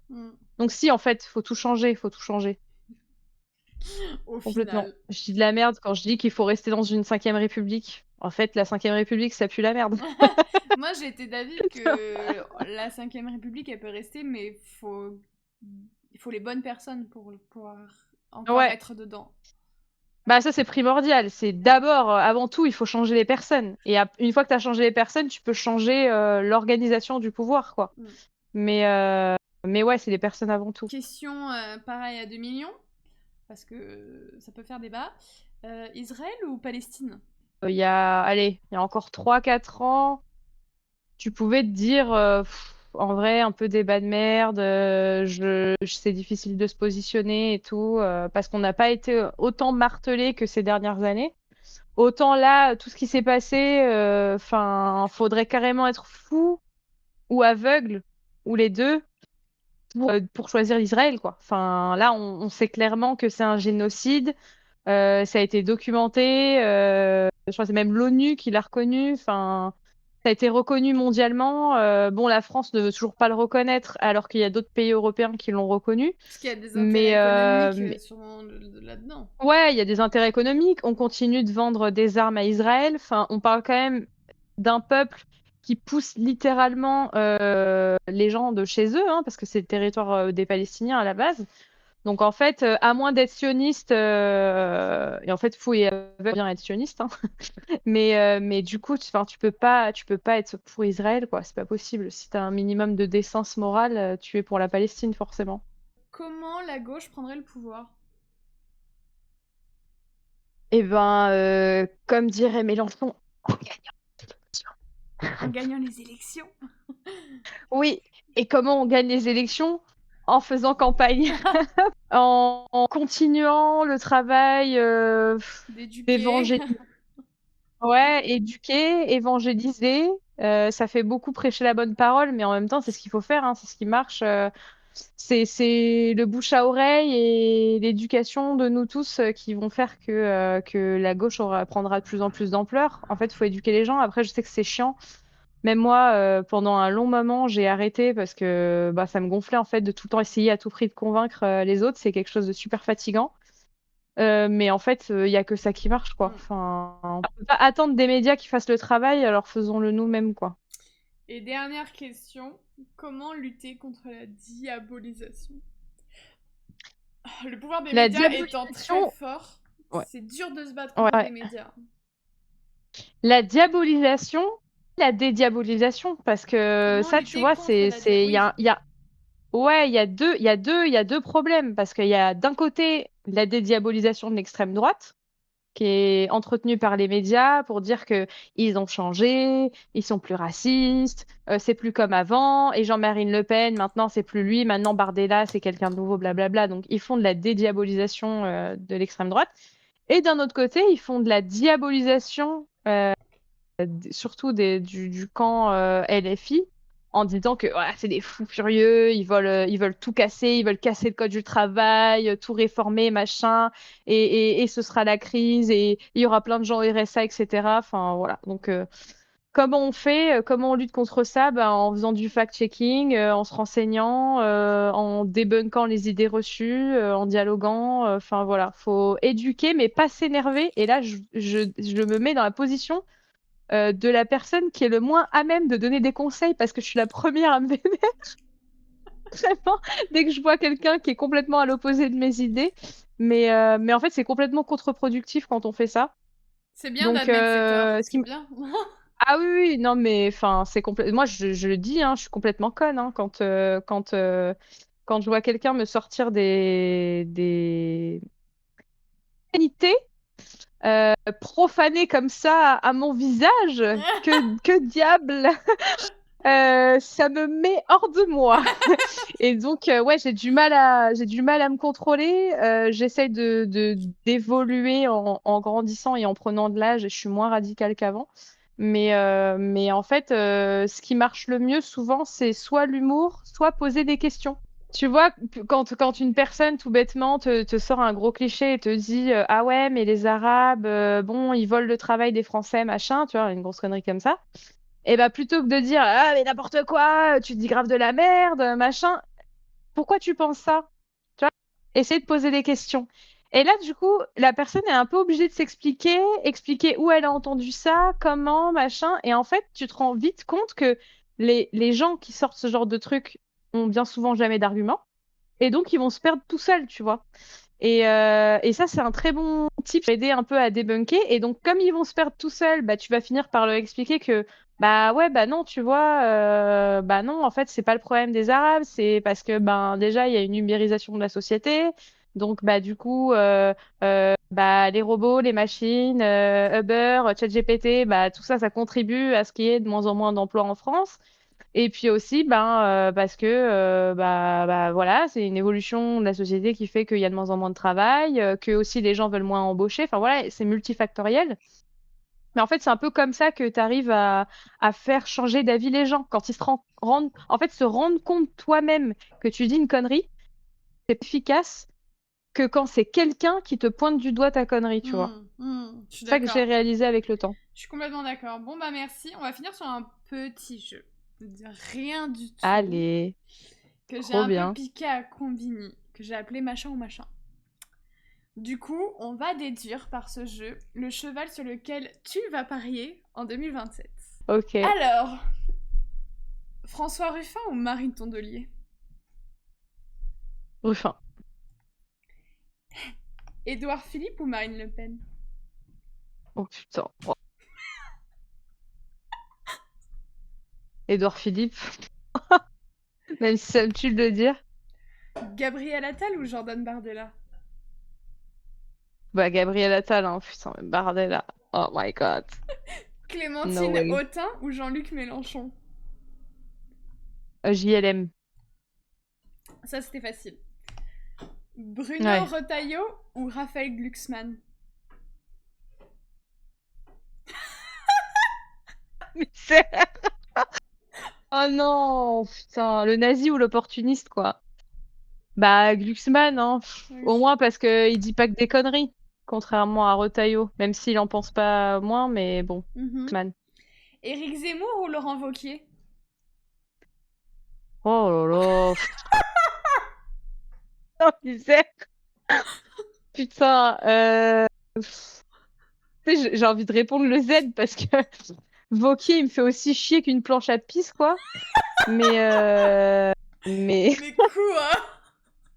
L'enfer, les choix, ouais, bah c'était le but. l'enfer des choix, non mais de ouf.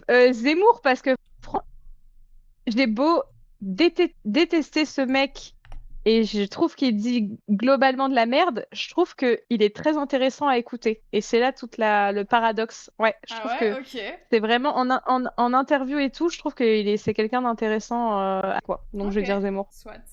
Du coup, François Ruffin ou Édouard Philippe? François Ruffin, tous les jours. Gabriel Attal ou Jean-Luc Mélenchon? JLM. Glucksmann ou Zemmour? J'ai envie de dire Zemmour. Zemmour, franchement, Zemmour, alors là les gars, me tirez pas dessus, mais Zemmour est plus intéressant en débat que Glucksmann. Ah ouais? Voilà. Putain, moi j'ai vu Désolée. que Ah des ouais. tollés de Zemmour en interview. Il est plus intéressant. Il s'exprime mieux, il est plus éloquent. Vraiment, Glucksmann, c'est une putain de plante verte, il est nul à chier, il connaît même pas son programme. Enfin, voilà, c'est de la merde, quoi. Donc, Zemmour. Entre Zemmour, Mélenchon et Ruffin, on choisit qui à la fin? JLM. JLM, même si j'adore Ruffin, et je pense que pour le coup, il est déjà un peu plus modeste que Jean-Luc Mélenchon et un peu égocentrique. Mais je pense qu'en fait, bah déjà, Mélenchon a plus de bouteilles, il est plus expérimenté, il s'exprime beaucoup mieux aussi, il est plus éloquent. Ruffin, il a de très bonnes idées, mais je trouve qu'à écouter parler, c'est quand même un peu compliqué. Enfin, tu sais, faut déjà s'intéresser à la politique, faut avoir le temps, faut être éveillé, faut s'accrocher, parce que, bon, des fois, il est un peu plombant dans sa manière de parler, donc je trouve que JLM, il arrive mieux à capter l'attention de son public. C'est un talent d'éloquence, hein. Tout le monde ne l'a pas. Et puis du charisme aussi. Je pense qu'il s'est pas présenté, mais j'aurais pu te faire un Éric Zemmour versus Dominique de Villepin. Ouais, de Villepin quand même, hein. De Villepin, forcément. De Villepin, parce qu'en fait, Villepin, c'est pareil. Je trouve qu'il est, même si on a des divergences, c'est quelqu'un de super charismatique, Je le trouve très très éloquent. éloquent Ouais. aussi. Après, ouais, éloquent. Il a de la bouteille, pareil, il a de l'expérience. Après, il est aussi très, bah du coup, enfin, ça le rend un peu langue de bois parce que tu vois qu'il tourne toujours, il fait toujours des phrases très longues. Très consensuel, voilà, tu vois, c'est un peu le mec ni de gauche ni de droite, tu vois, donc il essaye un peu de tout enrober dans un joli paquet, mais c'est quelqu'un de captivant. Quand tu l'écoutes parler, il est super temps, il est éloquent, il est charismatique, et puis, enfin, il sait aussi de quoi il parle, quoi. C'est pas le dernier des abrutis, contrairement à Glucksmann, qui, je pense, est sincèrement con, et Bardella, pareil. Eh ben merci. Voilà. Est-ce que t'as un mot de la fin? Pour ceux qui nous regardent ou ceux qui vont nous regarder, bah, le mot de la fin, c'est intéressez-vous un minimum à la politique, même si de base ça vous intéresse pas, c'est quand même un sujet important. Il y a plein de youtubeurs, d'humoristes qui font un peu de la politique. Je pense à Clément Viktorovitch, qui est un super youtubeur qui débunk un peu, qui fait du fact-checking, donc qui va vérifier les infos, si elles sont vraies ou fausses, et il analyse aussi pas mal le non-verbal. Instruisez-vous, renseignez-vous. Et n'allez pas voter juste parce que le mec est beau, le mec est dynamique ou il vous vend du rêve. Enfin, votez pour des idées et pas pour des personnes. Je pense que c'est ça le mot de la fin. C'est voter pour des idées et pas pour une personne. Ça, c'est très important parce que tout le monde me dit, ah, Jean-Luc Mélenchon, il est imbuvable, il est chiant. Oui, Jean-Luc Mélenchon est imbuvable, il est insupportable. Mais c'est ce programme qu'on vote, c'est pas pour une personne. Et ça, c'est important parce qu'il y a tout un mouvement derrière, c'est plusieurs personnes, la Oui. France Insoumise, c'est pas juste Jean-Luc Mélenchon. Donc ça, c'est important de le comprendre. Et peu importe ce pourquoi vous allez voter, votez en toute âme et conscience et en vous étant bien renseigné et pas juste parce que le mec est beau à voir, quoi. Voilà. Très bien, bah merci beaucoup. Je suis très contente qu'on ait enfin réussi à faire cette émission. Ouais. Et c'était cool. J'ai Et, trop kiffé. et au cas où, pour les gens qui auraient un doute, c'est pas une émission où on va se retrouver Alice et moi tout le temps. C'est que Oui. Alice ouvre la porte à une série d'épisodes. Ciao les gens, bye bye Ciao et à plus tout bye, le monde. à plus.